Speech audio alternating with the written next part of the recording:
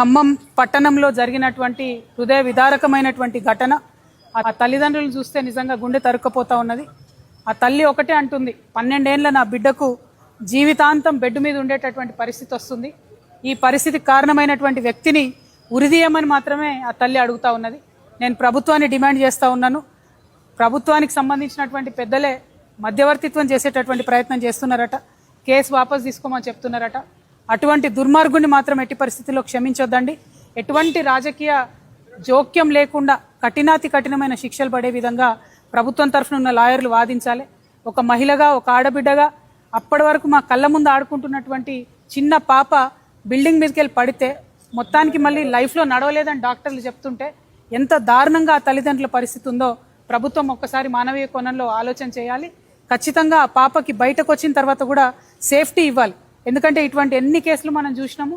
డెఫినెట్గా తర్వాత విడుదల వచ్చి కూడా మరి విక్టిమ్స్ మీద దాడి చేస్తున్నటువంటి సంఘటనలు చూస్తున్నాం. ఆ పాపకి, కుటుంబానికి భద్రత ఇవ్వాలి.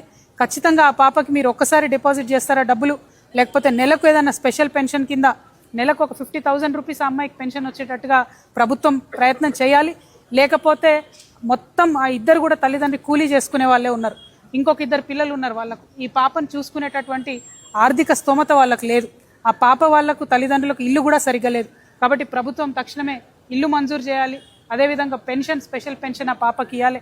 ఎందుకంటే ఆ పాపను చిన్న పసిబిడ్డను చూసుకున్నట్టు మంచంలో పెట్టే చూసుకునే పరిస్థితి ఉంటుంది. కాబట్టి ప్రభుత్వం మానవీయ కోణంలో ఆలోచించి మద్దతు ఇవ్వాలని చెప్పి నేను డిమాండ్ చేస్తున్నాను.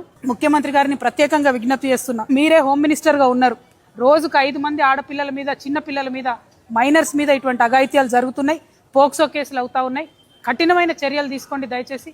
రాజకీయ జోక్యం లేకుండా ఈ పోక్సో కేసుల మీద ప్రత్యేకంగా ముఖ్యమంత్రి గారు రివ్యూ చేసి మహిళా లోకానికి అంతటి కూడా భరోసా ఇవ్వాలని చెప్పి డిమాండ్ చేస్తున్నాను.